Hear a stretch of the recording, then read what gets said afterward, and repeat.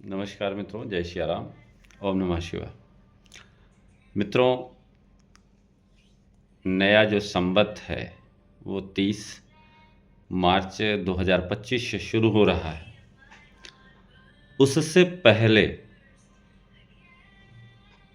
29 मार्च को शनि का गोचर होता है और सूर्य ग्रहण लगता है।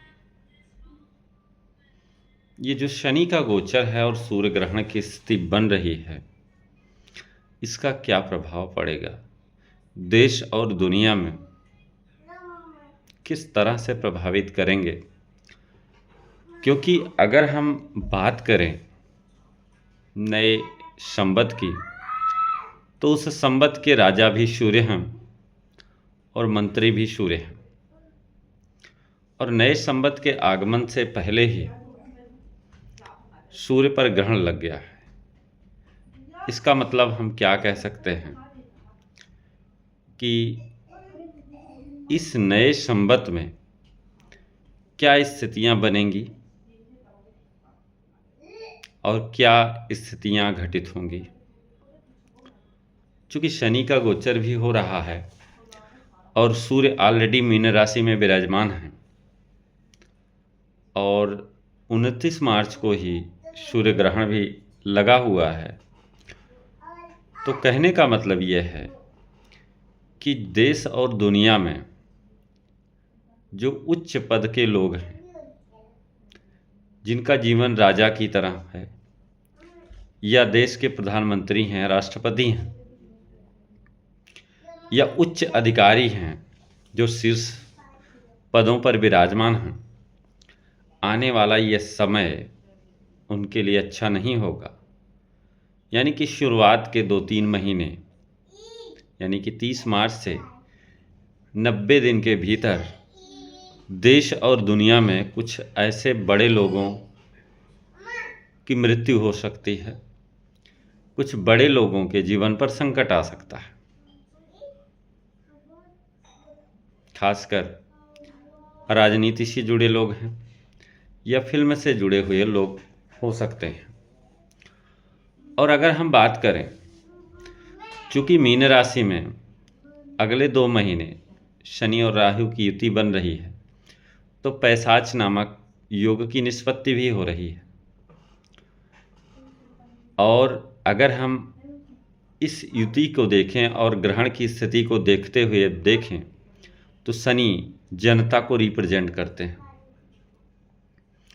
शुक्र इस्लाम को रिप्रेजेंट करते हैं और राहु कट्टर इस्लाम को रिप्रेजेंट करते हैं। तो कुछ दंगे भी होने के चांसेस बन रहे हैं, क्योंकि पिशाच योग बन रहा है। तो जो धर्म के खिलाफ या गैर धार्मिक या गैर परंपरा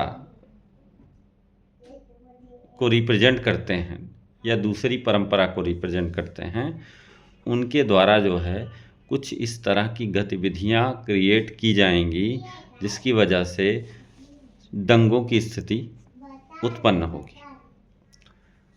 दूसरी चीज़, अगर हम बात करें प्राकृतिक आपदाओं की, तो प्राकृतिक आपदाएं भी आएंगी।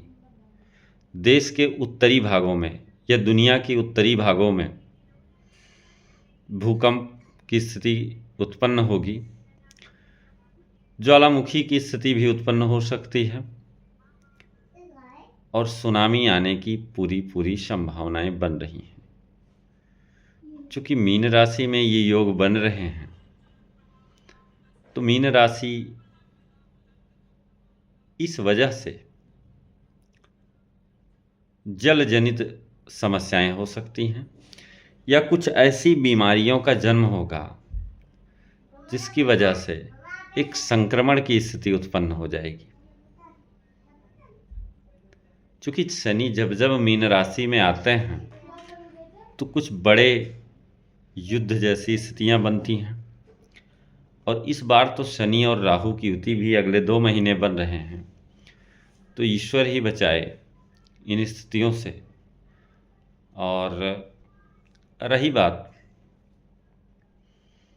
ये जो स्थिति बन रही है वो थोड़ा सा चिंताजनक भी है, चूँकि शनि न्याय के कारक भी हैं, और अभी तक जिन्होंने या जिनकी साढ़े साती चल रही है, जिन्होंने पिछले 30 सालों में अच्छे कर्म किए हैं, उनको घबराने की ज़रूरत नहीं है। उनकी साढ़े साती सामान्य तरीके से रहेगी।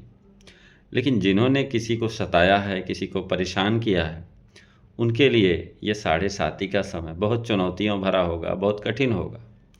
क्योंकि शनि न्याय के कारक भी हैं, शनि दंड के भी कारक हैं, और शनि जनता को भी रिप्रेजेंट करते हैं। कुछ ऐसे फैसले होंगे जहां सरकार को झुकना पड़ेगा जनता के आगे, जहां सरकार को अपने फैसलों को बदलना पड़ेगा जनता के सामने।